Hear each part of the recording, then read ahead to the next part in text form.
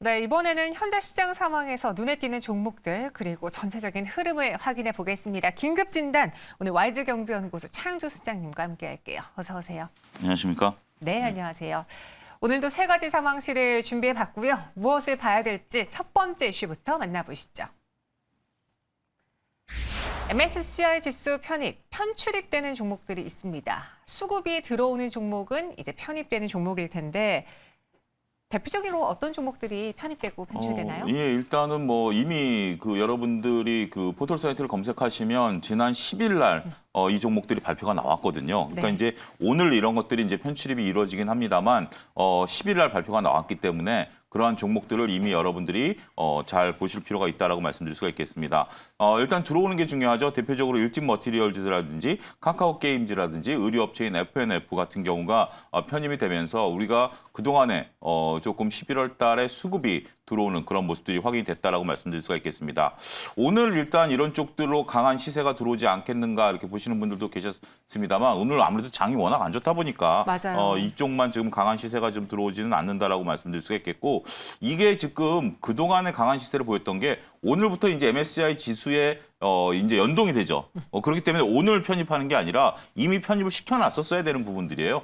그렇기 때문에 오늘 이것을 보고 수급을 따라 들어오셨다? 이거는 조금 맞지 않는 투자다라고 말씀드릴 수가 있겠고 MSCI 지수가 현재 지금 분기 리밸런싱이 있고 그건 8월 달에 있었고요. 반기 리밸런싱이 있는데 이때 영향력이 큽니다. 그래서 퇴출되는 종목들에 대해서는 그동안 또 물량을 줄여놨었던 그런 부분들도 일부 있기 때문에 지금 이 편출입과 관련해서 오늘 시세 움직임이 강하지는 않다. 이렇게 좀 설명을 드릴 수가 있겠습니다. 네, 오늘은 시장이 전체적으로 밀렸고 그리고 이 역시도 이전부터 수급이 들어오면서 반영이 네. 되었기 때문에 크게 관련 종목들의 주가가 움직이지는 않은 모양새입니다. 그런데 이런 수급으로 인해서 최근에 시장에 톡톡히 효과를 봤던 게 카카오그룹이 아닐까 싶은데 네. 카카오 패밀리, 뭐 카카오페이, 카카오뱅크, 카카오 여러 가지 네. 있는데 그중에서 많이 힘들었던 카카오페이랑 뱅크가 최근에 또 급등을 했단 말이죠. 그렇죠. 그 예. 배경에는 뭐 기관과 외국인의 수급이 있었습니다. 이 지수 편입도 한몫했을까요? 그렇습니다. 이것을 무시할 수는 없다라고 말씀드릴 수가 있겠죠. 특히 카카오페이 같은 경우 최근에 이제 MSCI 지수에 이제 편입이 된다. 이런 부분들 때문에 시세가 강하게 붙었죠. 그러니까 카카오페이의 어떤 본질 가치, 물론 이제 미래지향적인 부분들은 일부 있습니다만 현재 지금 가장 중요한 게 우리가 재료보다 수급에 우선한다라는 증시 격언이 있지 않습니까? 재료도 물론 나쁜 회사들은 아닙니다만 당장 재료가 부각되는 것보다는 수급이 먼저 부각되다 보니까 이러한 카카오 패밀리라고 불리우는 이러한 회사들의 시총이 상당히 많이 늘어났다라고 말씀드릴 수가 있겠죠. 현재 지금 뭐 MSCI 지수에 이제 편입이 된다라는 것들은 그리고 뭐 코스피 200이라든지 이런 지수에 편입이 된다라는 것은 아무래도 패시브 자금들을 끌어들일 수밖에 없다라고 보여지고요. 이렇게 그 지수에 추정하는 패시브 자금을 끌어들인다라면 수급 유입에는 긍정적인 효과를 나타낼 가능성이 높다라고 말씀드릴 수가 있겠습니다. 문제는 이제 추가적인 상승이 가능하겠느냐라는 부분들인데요. 일단 뭐 이벤트는 끝났다라고 말씀드릴 수가 있겠죠. 따라서 이벤트가 사라진 이후에 이제부터는 수급이 사라지고 본질 가치에 따라서 움직이는 그런 모습들이 확인이 되는 것이 중요하지 않겠는가 말씀드릴 수가 있겠습니다. 그럼 이 지수 편입으로 수급 유입을 지금은 기대해 보기에는 효과가 너무 미미할까요? 혹시 그 안에서 이번에 편입되는 종목 내에 유의 깊게 살펴볼 만한 매력 있는 종목은 또 있는지요? 예, 일단은 뭐 지수 편입에 따라서 패시브 자금 앞서 언급드렸던 뭐 그런 것들이 유입될 가능성은 있는데 이미 그 이벤트는 조금 뭐 조심스럽다라고 말씀드릴 수가 있겠죠. 하지만 앞으로 계속해서 펀드 자금이라든지 국내 증시가 화랑세를 보이게 된다라면 네. 이 일정 부분 수급은 계속 따라 들어올 가능성은 있다라고 말씀을 좀 드릴 수가 있겠습니다. 특정 종목을 말씀드리긴 쉽지 않습니다만 FNF 같은 경우는 현재 지금 이것은 MSCI 지수 편입이 아니다 하더라도 현재 지금 업황이 상당히 호조세를 나타내고 있는 거 아니겠습니까? 우리가 이제 오미크론이라는 외생 변수가 생기긴 했습니다만 그 이전만 하더라도 계속해서 패션 부분에 대한 어떤 매출 증가라든지 소비자들의 선호라든지 이런 부분들을 보면 결국 MSCI 지수가 더 불을 붙였을 뿐이지 본질 가치는 이런 기업들의 우리가 잘 봐야 되는 거 아니겠는가 말씀드릴 수가 있겠습니다. 알겠습니다.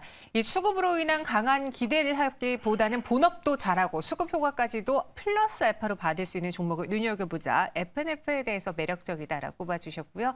두 번째 상황실 넘어가겠습니다. 한원시스템 일본 니덱의 매각 임박했다라는 기사가 오늘 쏟아졌습니다. 사실 한원시스템 계속 매각 이야기가 있었던 네, 예. 대표적인 회사인데 이번에 거론된 니덱은 어떤 회사죠? 그게 가장 중요하죠. 그러니까 한원 시스템이 니덱에 피인수된다라는 사실보다는 니덱이 과연 어떤 회사냐라는 거죠. 니덱 같은 경우 꽤 오래된 그 중견 일본의 전자업체다라고 말씀드릴 수가 있겠습니다. 전자 모터 부분은 글로벌 1위입니다. 역시 이런 쪽들의 강한 일본 업체다라고 말씀드릴 수가 있겠는데 니덱 같은 경우 일본 증시 지금 이제 우리나라 포털 사이트에서 검색이 되더라고요. 저도 검색을 해보니까 매출 및 영업이익 같은 경우 상당히 양호한 그러한 회사다라고 말씀드릴 수가 있겠고 일본 증시에 거래하시는 분들도 니덱을 또 많이 거래하시는 분들도 있으시더라고요. 따라서 또 일정 부분 또 전장 사업 부분들도 또 갖고 있는 그러한 부분들입니다. 따라서 우리가 단순하게 피인수된다라는 한원 시스템에 대한 관심보다는 니덱이 과연 그 한원을 잘 운영할 수 있을 것인가 이런 부분들에 본다라면 높은 점수를 좀 줄 수 있다 이렇게 말씀드릴 수가 있겠습니다. 일부 전장 사업을 영위하고 있고 네. 일본 내에서도 눈에 띄는 대표적인 기업인데 그럼 매각 후에 시너지 효과가 나야지 매각하는 그 맛이 있을 거 아닙니까? 그렇죠. 증권가에서는 좀 긍정적으로 보던데요. 근데 이제 중요한 것은 네. 아직까지 확정된 것은 아니다라는 거죠. 확정된 것은 아닌데 일단은 지금 현재 보도만 놓고 본다라면 거의 높은 가격에 현재 지금 매각이 될 것으로 현재 지금 얘기가 나오고 있죠. 매각 성사 시에는 시너지 효과가 나타날 수 있을 것으로 충분히 보여주고 있다라고 말씀드릴 수가 있겠습니다. 지금 이제 앞서 언급드렸던 니덱이라는 게 전장 모터라든지 뭐 이런 부분들에 대해서 우수한 기술력들을 보유하고 있고 한원 시스템 같은 경우도 공조라든지 이런 부분에 있어서 우수한 기술력을 갖고 있고 여기에 또 일본 기술력까지 들어오게 된다라면 한 단계 더 레벨업할 수 있다라고 좀 말씀드릴 수가 있겠죠.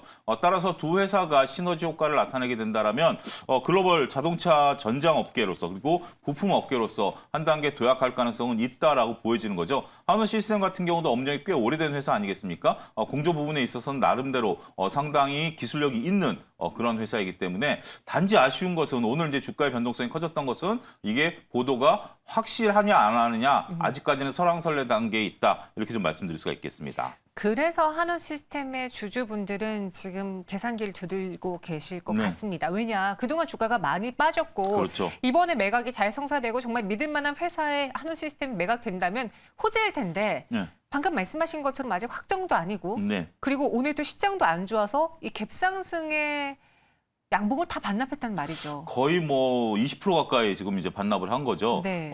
그런데 지금 이제 그동안 한원 시스템 같은 경우 매출과 영업이익이 좀 생각보다 덜 나오다 보니까 주가가 상대적으로 좀 흘러내리는 여러분들이 지금 차트를 보고 계신데 흘러내리는 모양을 보이다가 오늘 이제 거의 한 18% 정도 갭 상승했다가 주가가 이제 흘러내린다라고 말씀드릴 수가 있겠죠.